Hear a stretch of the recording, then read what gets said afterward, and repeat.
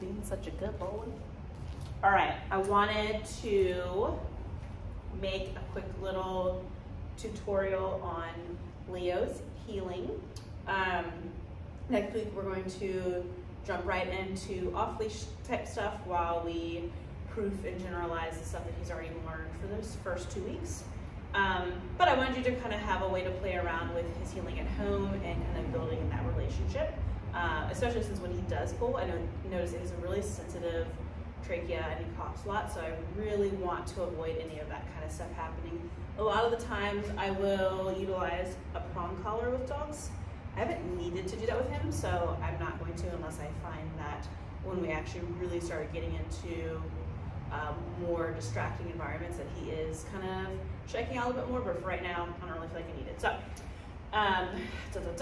he's just on a slip lead. You can use just a leash with a flat collar if that's fine, doesn't really matter. I like to use the slip leads because he can't slip out of them if he does get really excited and decide to pull away. And it allows for me, when I do create a little bit of tension, that pressure is equally distributed all the way around his neck and not just putting pressure on the opposite side from which it is pulling.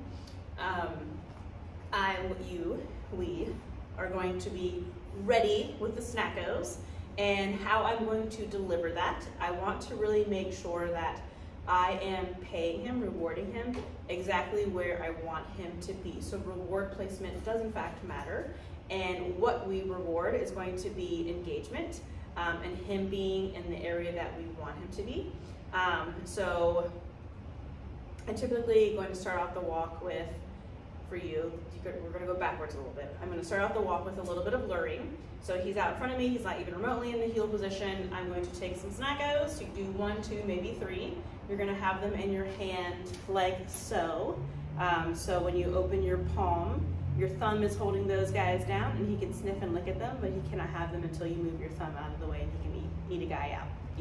Eat one in the mouth, sorry. Okay. So we're going to say the word let's go. We're going to lure him back behind our left side into that heel position, up and over his head. I'm going to show you again because that was really fast, right? Okay. So I'm going to do it to where my back is facing. So this is what it's going to look like for you. So he's out in front. We're going to lure him behind, and then up and next to our side, lifting our hands up over his head. Good.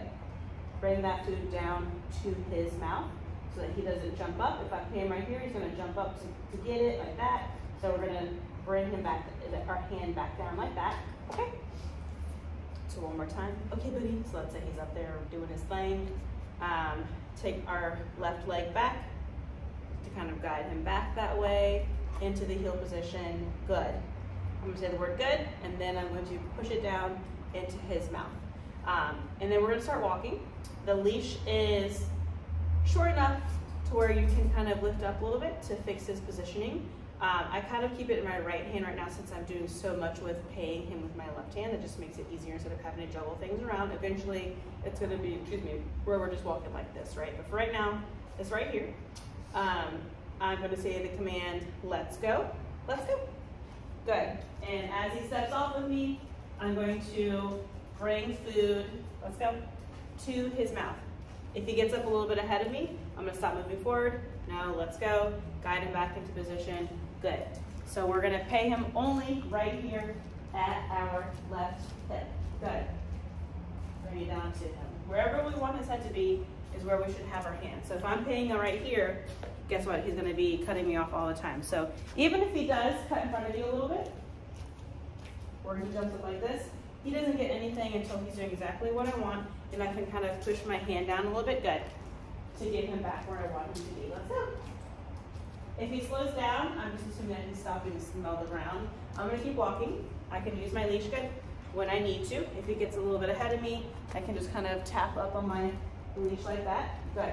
To fix his positioning, but we'll wait. And right now we're just building reinforcement history. He's like, okay, this is really cool, I like being here. We can start to lean back how many, the frequency in which we pay him. Start adding in things like your left hand is just empty and it's walking. And then when you look down at him, he's looking up at you, good. We pay him for that. And when we stop walking, I kind of just do like a lure, good, up into that sit position. Let's go.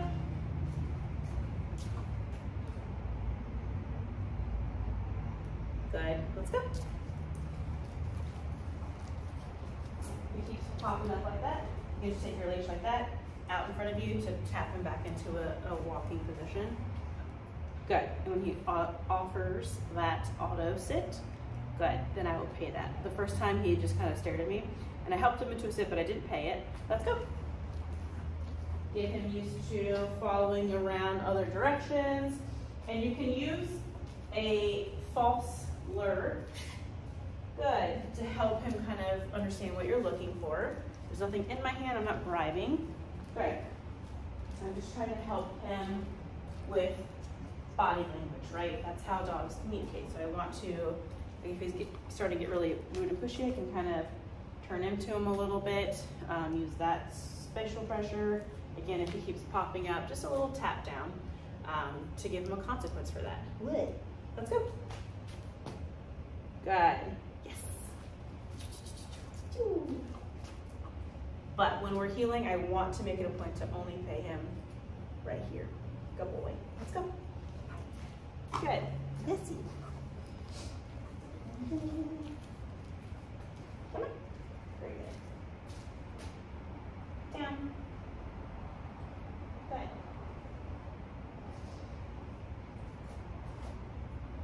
Okay. Place. Damn it. Good job. Good boy. Good. Good. Leo, come. Come on. Very good. Okay, that wasn't very pretty. Place. Good boy. Good. Leo, come. Come on. Good. Okay. Leo, come. Yes. So within this little video, I'm realizing that he's not 100% sure face how to recall, get on here, from his place. And that's probably because I've made a really big point on him being on here no matter what's going on in the room. So he's used to being reinforced on here and not so much coming away from there. And the reason I do that is because I don't like building the anticipation of him coming off to get rewarded by like putting him on here, walking away, calling him to me.